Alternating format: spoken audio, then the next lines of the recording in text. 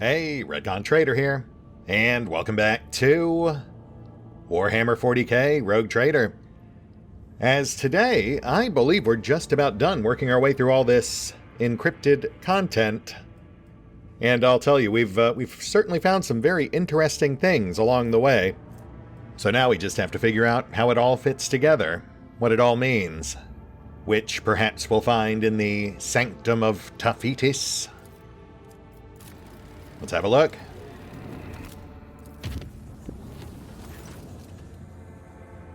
Phantom laughter, no big. Honestly, one of the tamer results as far as warp shenaniganery goes. Oh wow, and okay, this does feel like it might be the end of the road. No other connecting nodes, nowhere left to go. This might just be the Sanctum Supreme. And that's a big yes. You know what? If you're going to disinter some secrets, you might as well check the epitaph first. We've also got an enemy fleet on guard, and a bevy of dead or dying stars, which does track based on what we've learned thus far. The idea being that this might be the prison for one of the ancient Necron overlords, the deities which first granted them their cursed undying forms, the ones that feed on stars, etc., and which Kalkazar is obviously taking a keen interest in. Lifeless world. Tomb. It seems that all color has died from this world. Gray masses of rock give way only to brownish sand and the black voids of gorges. The team barely notices a strange detail amid the drab landscape. An extensive area where the land is too smooth. As they approach, this area turns out to be a lake of moving metal, in the center of which burn green arc discharges. On its shores lie the ruins of pyramidal constructs. Through magnoculars, it is determined that the remains of the pyramids are slowly melting, creating flows that dump new metal into the lake. The smoothness of the lake is slightly rippled by currents, trying to extinguish the flames in its center. Oh, weird. Like a Necron recycling center? Specially equipped servitors are the first to disembark on the shores of the metallic lake. To the explorer's surprise, they return unharmed, with samples of the anomalous substance. The squad sets out to study the lake and the Xenos constructions. Acolytes of the Adeptus Mechanicus determine that the metal contains the same substance from which the pyramids are made. The behavior of the metal particles indicates that the constructs made from the metal are capable of regeneration, just like living matter, albeit incomparably faster. However, the pyramids filling the lake, by transmitting the metal through built-in portals, cannot surmount the destructive force of the arc discharges in the lake's center. One of the pyramids lining the lake shore is more damaged than the rest. Judging by its melted edges and the direction of the breaks, this damage is the thing that started the fires at the lake's center. Endless flows of metal pour from the portals of every monolith. However, one of the flows is noticeably weaker than the rest. Looking closer, officers notice a small object blocking part of the portal. With the help of servitors, they are successful in removing it and bringing it to the Von Valancius shuttle, which nets us hollow field emitter. The wielder gains 3 charges of a hollow field at the start of combat. Whenever the wielder suffers damage, 1 charge of the hollow field is removed to prevent this damage. If there are no charges left, damage is not prevented, and the wielder becomes staggered until the end of combat. Oof, that's rough. I mean, on the one hand, it would be nice to be immune to damage 3 times per battle, but not at risk of then essentially crippling your character for the rest of that fight. As for the pyramids themselves, yeah, I do think that this is supposed to be like the equivalent of a Necron recycle center, but one of the damaged pyramids basically sabotaged that, destroying the, nanotech or whatever they're made of, as it was fed into the central basin. The vessel's cannoneers find the idea of smothering the green flame with the ship's waste rather dubious, but do not dare question the will of the Lord Captain. The dropped cargo dissolves to no effect, barely touching the discharges. Yeah, that's fair. I was mostly just curious to see what might happen. But even if it did work, we would have blown them up anyway. We're not going to leave this stuff out in the wild. Speaking of which, let's go ahead and nuke it from orbit. The xenostructures do not give under the first salvos, and from the portals, flows of metal begin to fill the damaged parts. The lake slowly shrinks, but the rogue trader's team quickly understands that it will take several days of bombardment to fully destroy this place. Oh, interesting. I mean, that does basically confirm that this is essentially a Necron repair yard, though I was under the assumption it was non-functional given the arc discharges destroying the reactive material.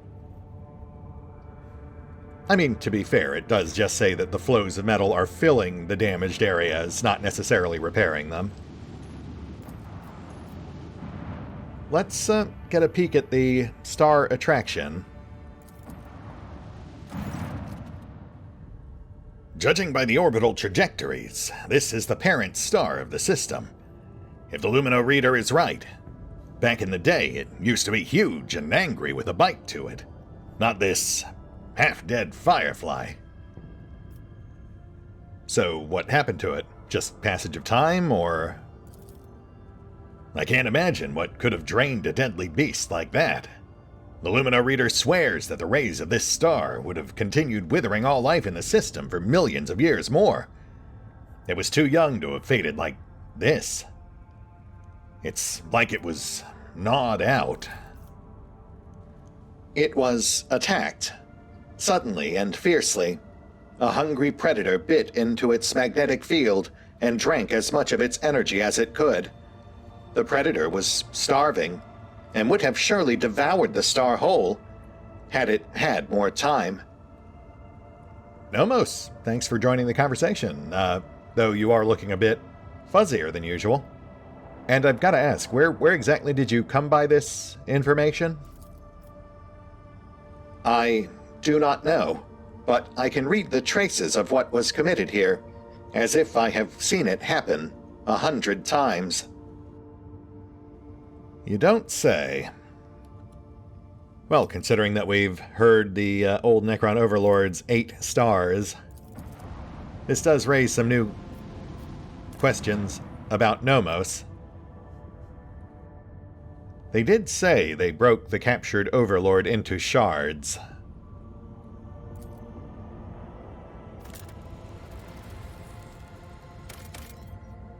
Rocky World. Tomb. A shuttle of Imperial make is detected amongst the rocky gorges of the planet, alongside 2 nearby Xeno objects, monolithic structures embedded into the landscape. When scanned, the objects distort the signal, but no signs of enemy activity nor signals from the shuttle are found. No immediate indications that it's one of ours, which would imply one of Calcazar's. The servitor's signals disappear as soon as they approach the cliffs between which the shuttle was found.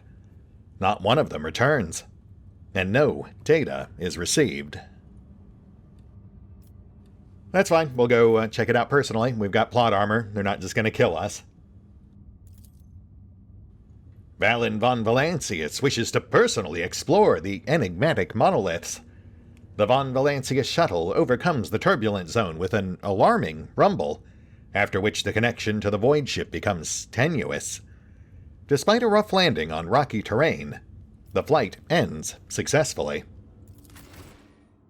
Oh, we are actually going in. Okay. Alright. Slightly unexpected, but sure. Abandoned landing site.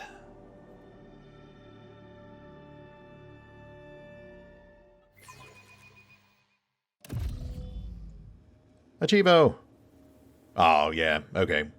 And if ever there was an indication that we're right up at the end, that would be it. Apparently this is our final optional dungeon location. Let us not dawdle. Observation report on Henrik's Abalos. The unit's professional skills make him a suitable candidate for data interrogator server skull conversion. I am proposing... I will have to decline your generous offer, Magos. I would rather keep serving the Golden Throne with my full complement of limbs. Well now, let's not be so hasty there, Heinrichs. The man's proposing. But it's fine, I guess there's not a whole lot of chemistry there regardless. Still, I would personally be quite flattered. Always keep your eye on the price. Active scarab swarms and a bunch of corpses, so that makes it pretty obvious what happened. Let's take him out. On it. You should have thought twice before crossing me.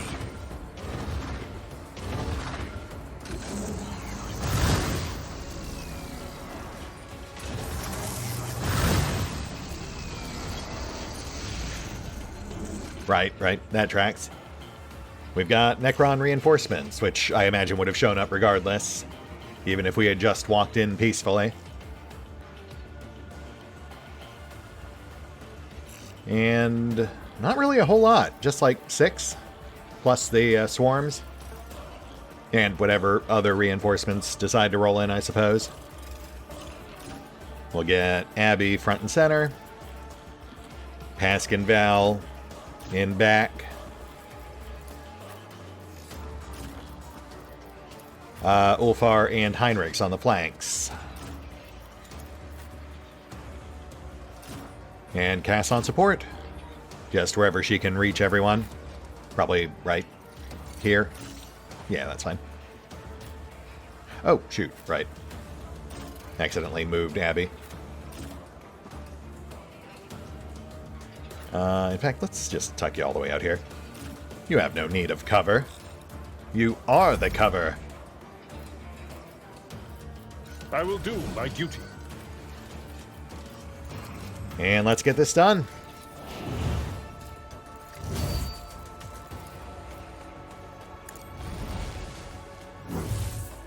We've got an immortal in the mix, but I am not seeing anything here to be concerned about.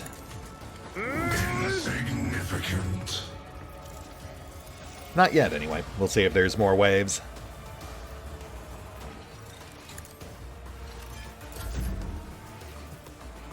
Cass up next. Let's get... We'll tuck Heinrichs in. Reassemblement Gray commencing. hair, sure hand. Yeah, let's go ahead and get him in there.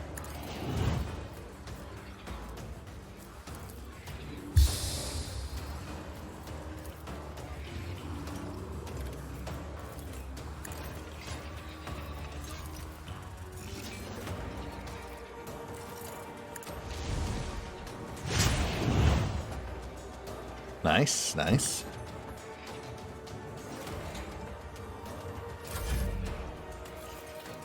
And a little more.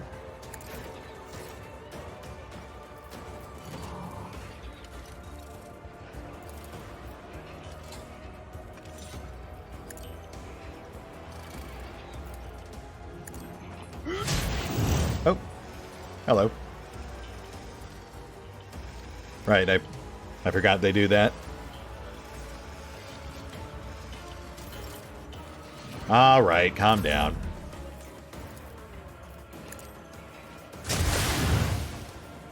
And zones, why not? Slight overkill, but, you know, we've got them. Might as well use them.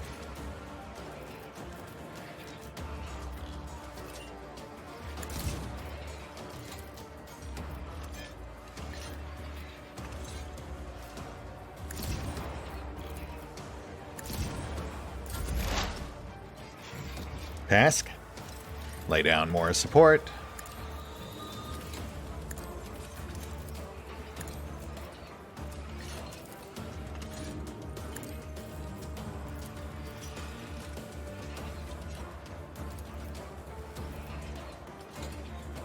Oh, Right, yeah, we can attack the doors. Interesting.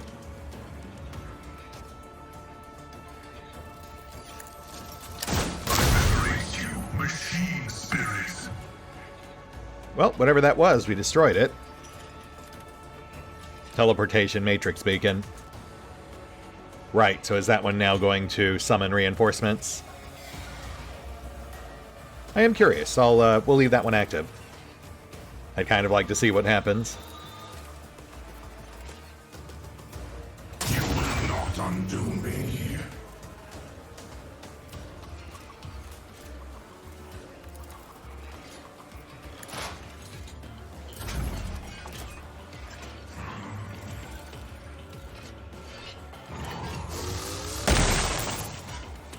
Ouch, I guess.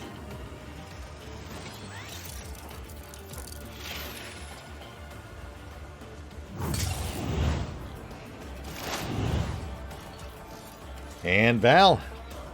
All right, let's pop a head or two.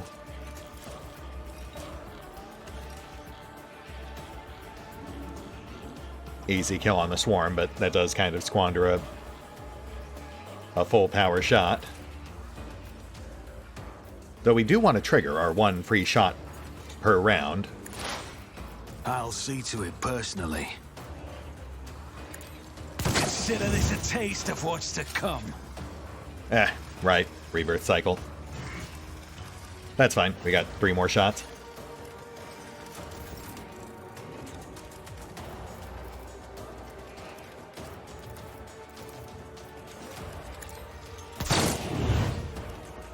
All right. Come on now.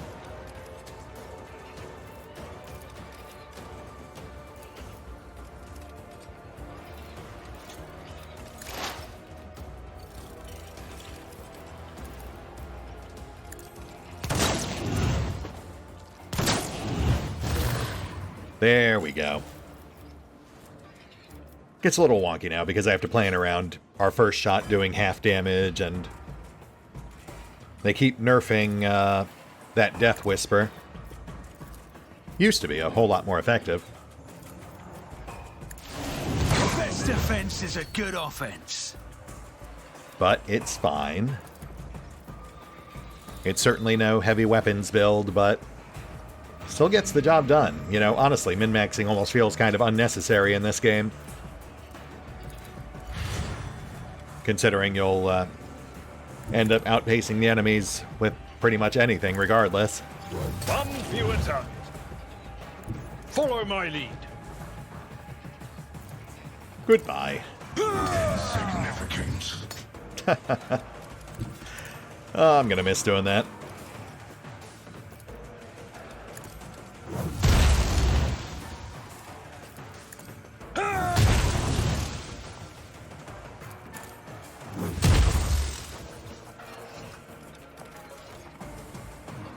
Peel off, lock down the last 2. A tactically sound approach.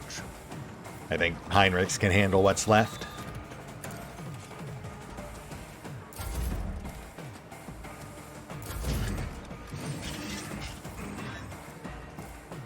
Buffs. Again, probably unnecessary, but might as well. For the throne's glory. Finish him off. Nothing stands against me.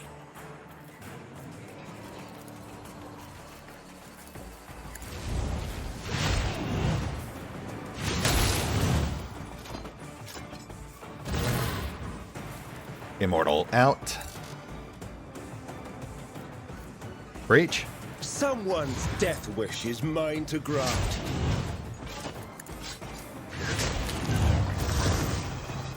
Oh, and instant reinforcements, okay. Fair enough.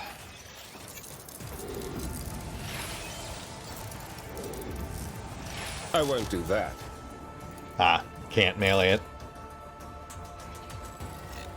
Okay, we'll, Everyone, step aside. well, we now know what it does, so we'll have someone shoot it once we get the chance. Let's go ahead and clear the ads. I was kind of hoping it would throw something big and scary at us, you know. I won't object. Something we perhaps hadn't seen before. But no such luck. Reassemblement commencing.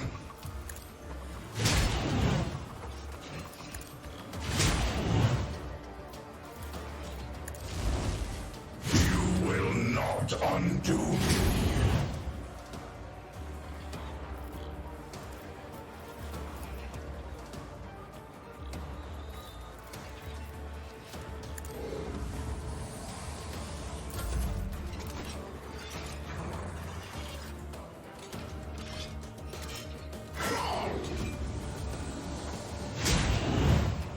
Nice. Ulfar. Suppressing fire.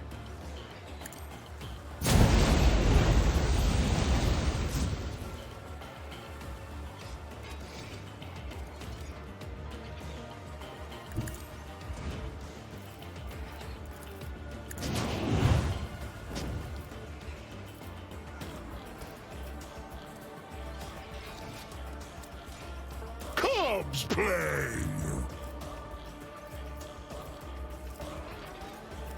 None can do this better than a warrior of the All-Father.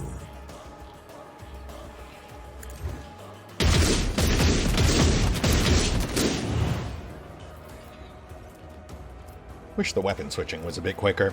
That's the one thing that really kind of slows us down with Ulfar.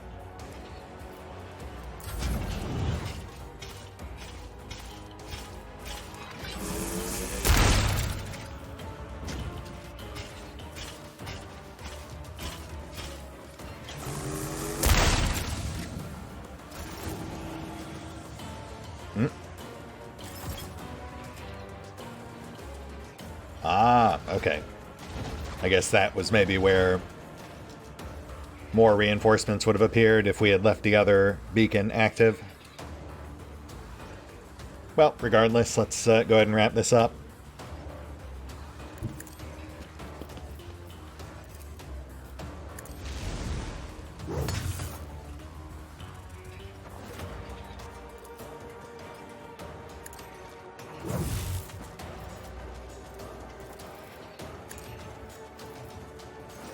Victory is imminent. Indeed. Clear left.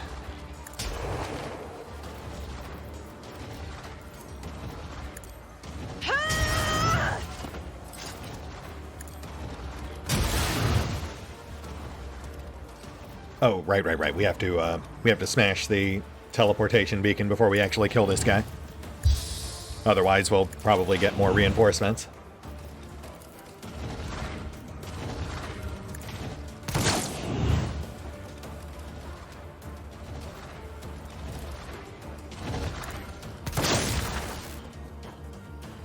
There we go.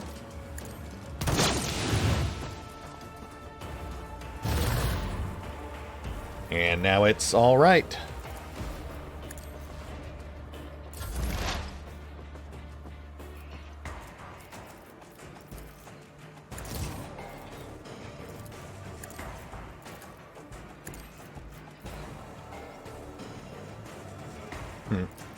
I guess in a lot of ways, just like stat-wise, Pass did kind of end up becoming our weakest link.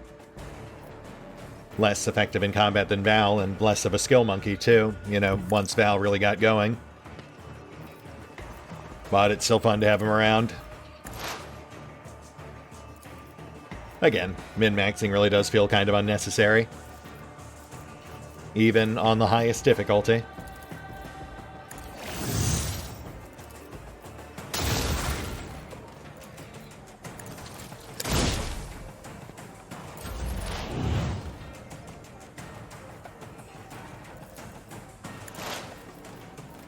Make it happen. It's as good as done.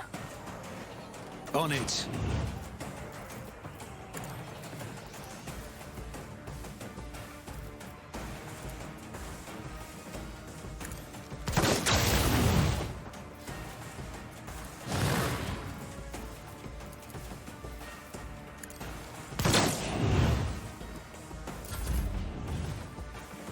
Heinrich's moving in. The Emperor is on our side.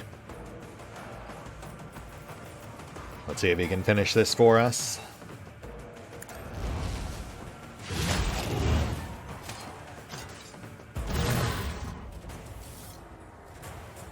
And we're good. Yeah, pretty basic filler fight. That was like 10 minutes, not too bad. Let's have a look around. See what these people died trying to get their hands on.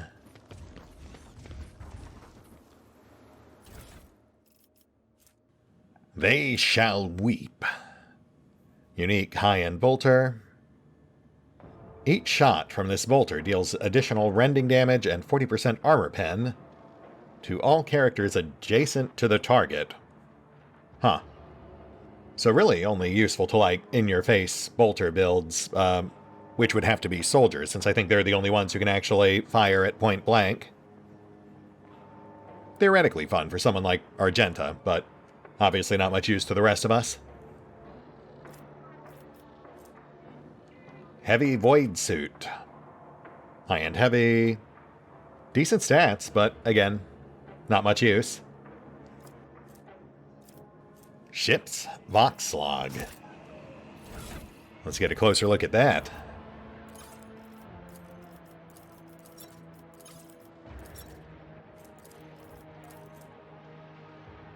The Vox does not produce sound immediately. The officer who made the recording speaks clearly and confidently, but also softly, with a barely perceptible vibration in his low, orator-like voice. It seems that the tape is partially damaged. Entry 1. We landed successfully, but were unable to report to Her Ladyship. The communication channel was filled with interference. The navigation system has been affected as well, so we will not be able to take off anytime soon, let alone return to the ship. Sergeant Damani is looking for the source of the interference. The only thing left to do is to keep a log. Entry 5. Thanks to the information we received earlier, we managed to partially decipher some of the inscriptions on the obelisks. Only the general meaning is clear. The creatures buried here are extremely hostile. We have not been able to identify the source of the interference affecting our communications and navigation. Lady Theodora made it clear that this expedition is extremely important, so we will continue the exploration regardless of obstacles. Whoever finds this Voxlog must give it to Her Ladyship personally, and no one else.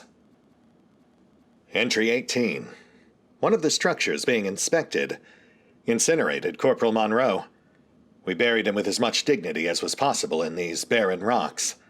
His sacrifice need not be in vain. We will be more careful next time, and we will not embarrass Her Ladyship. Entry 19. The explosion of the Xeno artifact damaged the engine, the fuel compartment, and the cargo hold where we were keeping supplies. It is unlikely that we will return to Lady Theodora's flagship, but we have almost completed our task and are about to enter the buildings. What matters is the preservation of the data we have obtained. There were no dead people behind the monoliths. The creatures attacked us as soon as we managed to activate the gate mechanism in one of the buildings.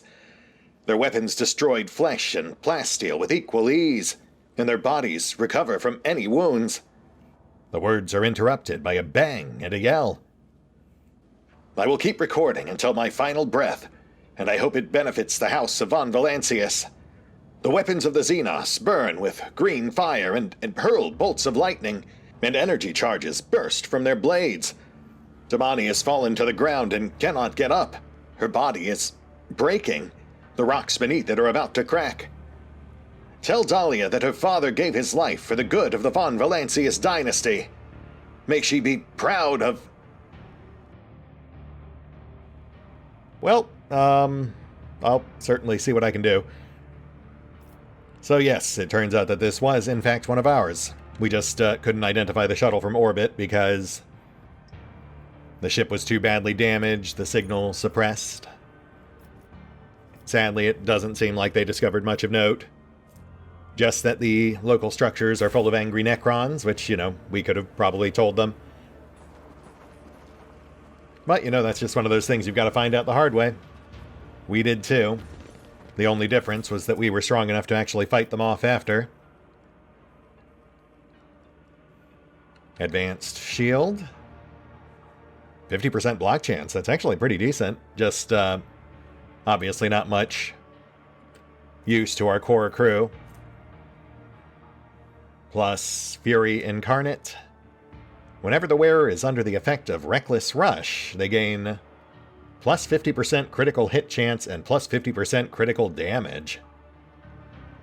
Oh, but also grant a similar bonus to enemies targeting them as well. Which is a shame, because I was about to say that might otherwise be a pretty tempting get for Ulfar. Also a Servo Skull mod. Nothing to really worry about. We're not using Servo Skulls. Which is a shame as well. You know, I really would have liked to use more pets. It's just kind of a hassle the way they were ultimately implemented, you know? You can still recognize the Von Valancius coat of arms and the half-abraded emblem on the side of the shuttle. Parts of the hull and equipment look as if something vaporized the ship's components, one layer after another.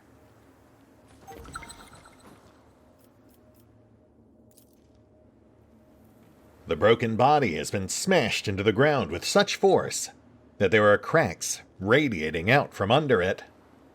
The late expedition leader, I presume. Damani. Not sure about what sounds like a gravity weapon, but the damage on the shuttle, at least, does seem to match the general concept of the tech blight. The superweapon recovered from Epitaph by Amarnaut and Theodora. Gloom Rifle. Unique high-end solid projectile sniper rifle. Damage from overpen is always equal to 100%. Deals additional damage based on target's deflection. Honestly, a pretty solid endgame sniper rifle. I'm almost tempted to use it because the raw numbers are actually a bit higher than our current long las. The only real downside, of course, being that we're not quite set for solid projectile. At least, I don't think we are. I'll have to double check that. I might have grabbed it for the shoddy. Plus Inevitable Demise. Doubles crit damage dealt by the wearer. Nice and simple for once. Very tempting. I'd be tempted to actually try to fit it in somewhere, but it's hard to say what I'd be willing to swap out. Oh. And a skill check we have not actually maxed out, though. That is, of course, why we've been holding on to these ancient librarian glasses. Let's go ahead and swap those in real quick.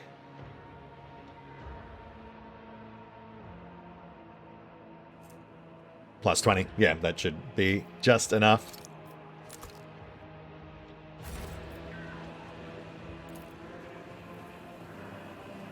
Drawing upon your patchy knowledge of the Xenos, you guess that these monoliths were once part of a mighty transport ship capable of transforming into ground-based structures. Oh, neat. Not really a game changer, but a nice bit of world building. We'll take it. And I think that might be it. Let me just do another quick pass here. Make sure there's nothing else. Nope, think we're good. Alright, well, that was fun. Pretty simple for our final optional dungeon, but still entertaining nonetheless. One last landmark to our predecessor's hubris. Plus a few endgame items that we may or may not use.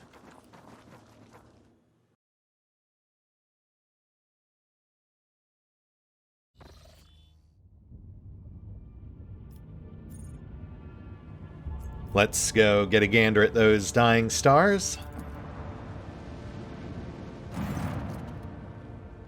Those things. I've never seen anything like them before, but the panel of the ship's Tech Priest Lumina readers says that they're star corpses. Not just corpses. They call them Stellicide victims.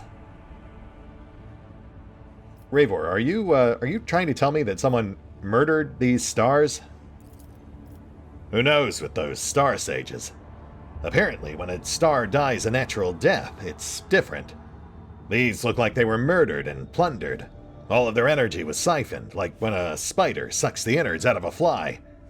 And witnessing these husks, if you don't mind me saying, scared the Lumina readers so much that they wet their metal trousers. Any thoughts on their positioning or proximity? Unless I'm missing something, it doesn't seem like they're part of this system's natural orbital network. Like they were perhaps brought here from somewhere else? I agree, Lord Getton. The stellar trajectories also suggest that most of these stars didn't used to be here. Someone was hoarding them in this system, and I wouldn't like to have been here at that time. The gravitational currents would have been pure chaos. Who could have pulled off something like this? Was it Drukhari? Dragging stars around like they're their property is quite in character for those damn Xenos. Yeah, that would certainly track. We already know that Travantius claims to have stolen several suns. We even came across a sector where he had in fact done it. The question, of course, being, to what end? I mean, obviously several of them ended up here. Food, perhaps? For a caged beast? Alright, okay, well, it seems like all we've got left is Epitaph, but I am a bit hesitant to make that final approach until I'm sure there's nothing else. Give me 1 second. I'm going to pop back onto the bridge, do the rounds, chat everyone up real quick. If anyone's got anything new for us, we'll focus on that, but otherwise, we'll clear the approach. 1 sec.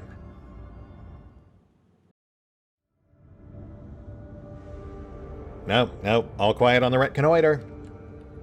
So, let's make our approach.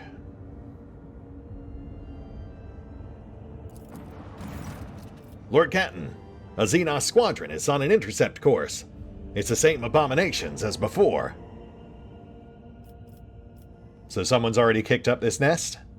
The last few groups were dormant until we got too close. Aye, I think they're guards. The ships took off from the surface of the planetoid as soon as we bathed it with the eye of our augurs. I'm not an expert on Xenos mines, but I know my void maneuvers. And I can tell you this. They're angry. And they're approaching on a direct and unambiguously aggressive trajectory. Battle stations, people. Orders received, Lord Kenton. Glory to House von Valancius!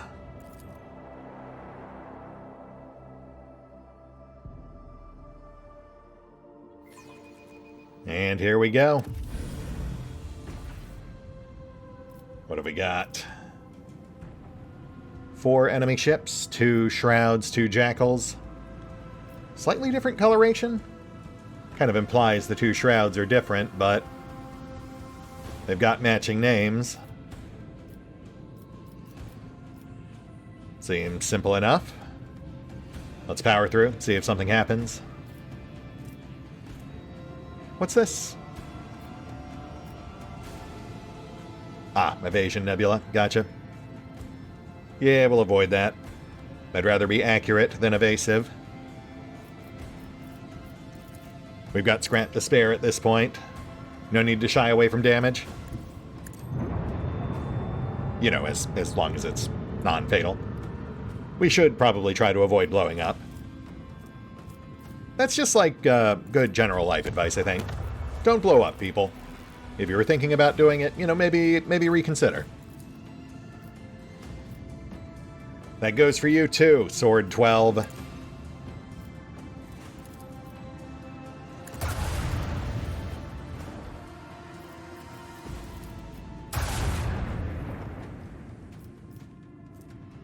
Though we do also have to keep in mind the shrouds can actually dole out some decent damage.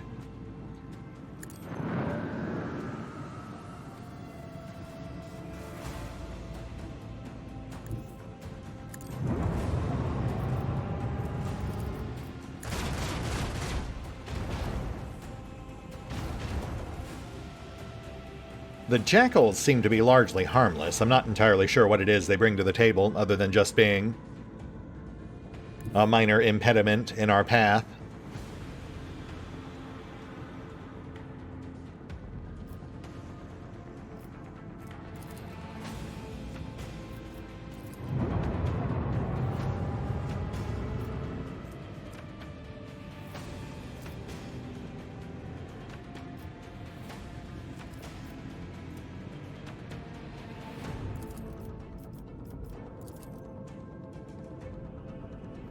And might as well alt.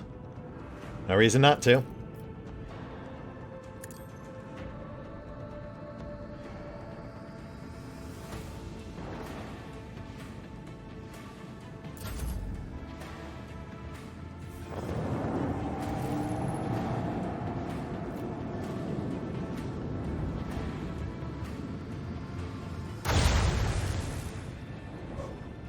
Hey! Sword 12, nicely tanked.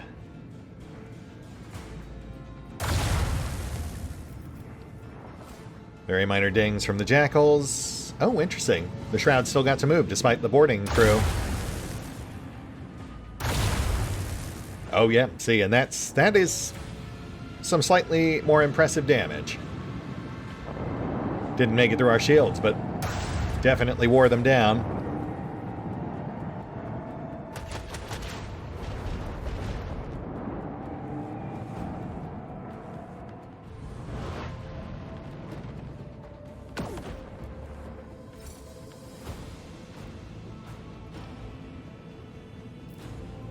Oh, interesting. Okay, well that's new.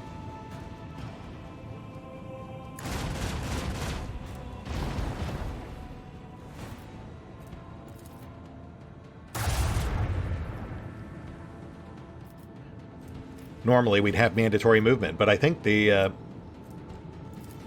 jackal is actually stopping us. Which works just fine, because all our enemies are right around us, so I'm happy to take advantage. Only real downside being that we can't use Argenta's reload action if we don't actually move.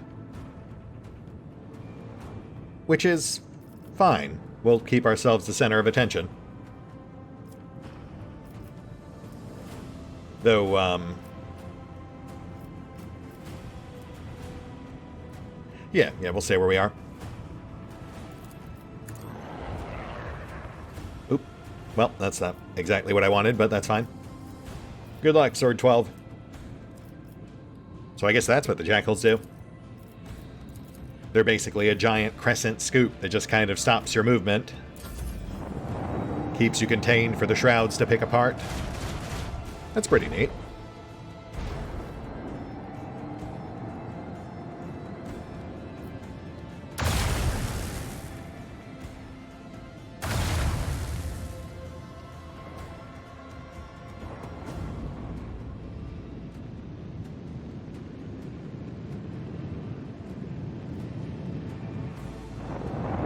And Sword 12 lives. Nice.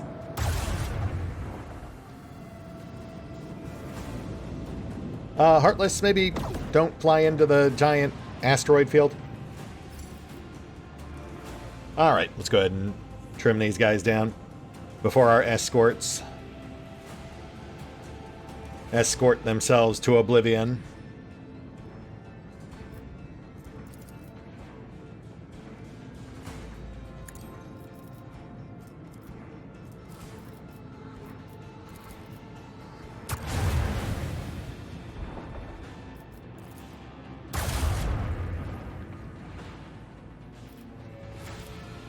Pardon-moi.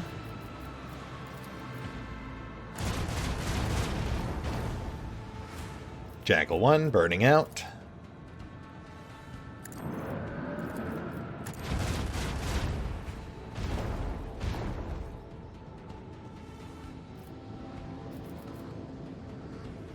Let's get Twist back on tap. Oh, boo. Well, at least we sped it up. We'll have it for next round.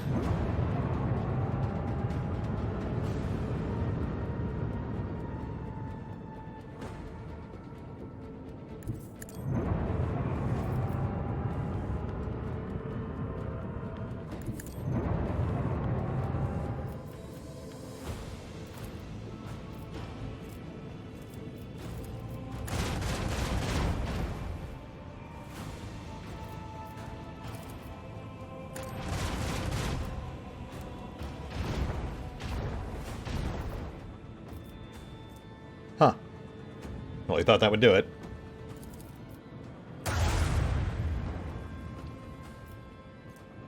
Let's hop away from number 2. I think they're about to explode. If not, it might be Sword 12's turn.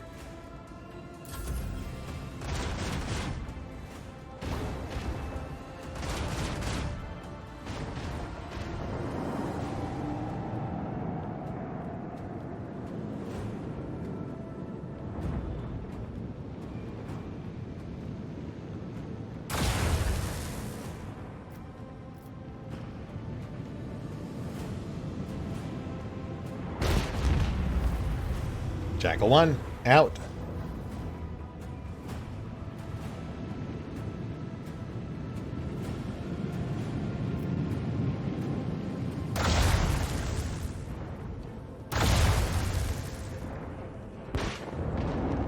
And that's the Shroud. Though, hey, they actually did scratch up our hull a bit. Good for them.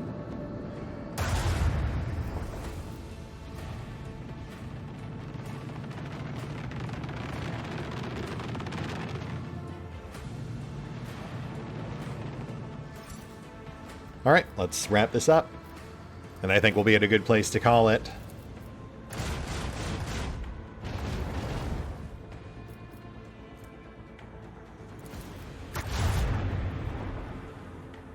Which, I mean, I suppose does make this a bit of a filler episode, you know, an optional location, 2 fights. A bit of narrative fluff. But it is the final one, which still makes it noteworthy. And it's a nice bit of fun flexing before that final foray.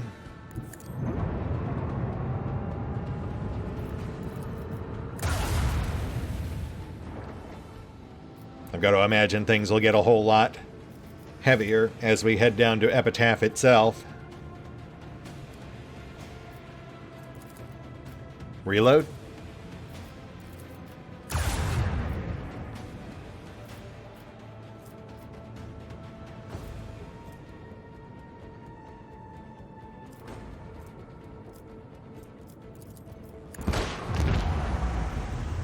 There we go.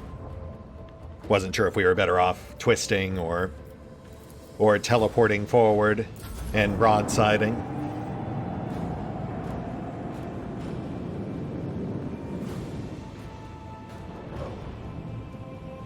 Just one more.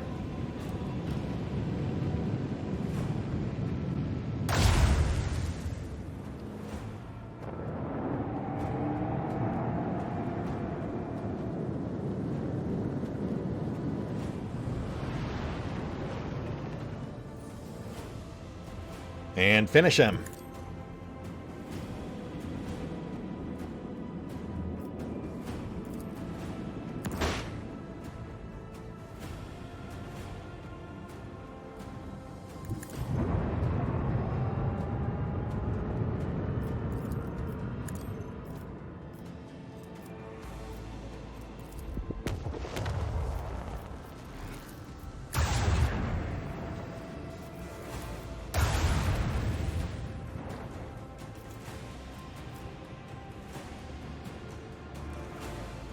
Recharge twist.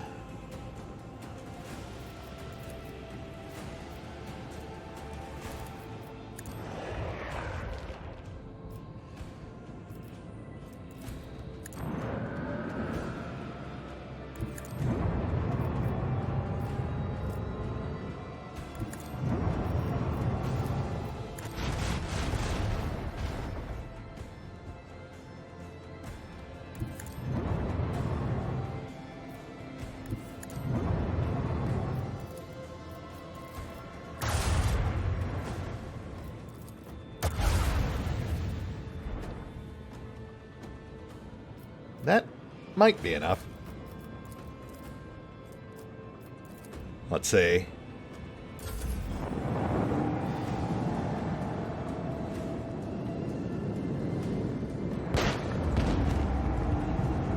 There we go. Final fleet battle done. A few more trophies we have no use for. A bit more XP.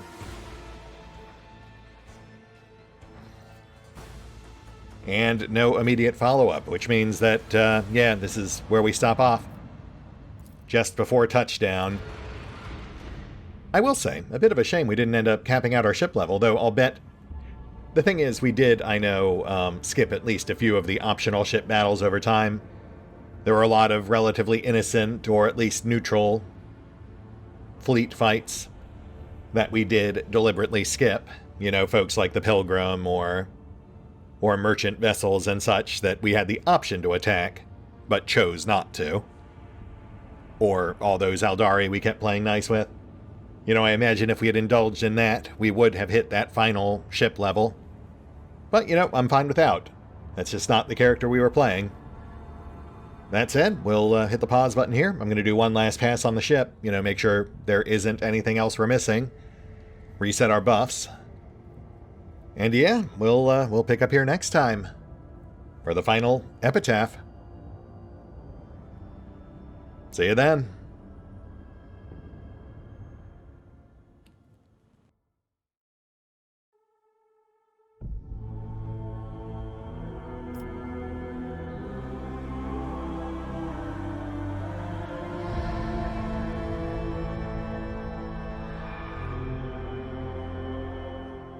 Oh, and special thanks to the Raiders, the fine folks who help make these videos possible, including but not limited to Eerie V23, Revenant, Alois, Bowman, Dragon Matrix 7, Drakiith, EgonAlter, Exsellsior, Gottlieb, James Trimmier, Lady Shayna, Mark Giemza, RandomPassrby, RobbyB, Triphoppenskip, and Valinrook. Thanks for your support, guys. That said, if you'd also like to help support the channel, then feel free to push the buttons that do the things. Trust me, it does make a difference. Or you could even check out the PayPal, the Patreon, the Nexus GG, or the YouTube memberships. Links are in the description. I will have to decline your generous offer, Magos.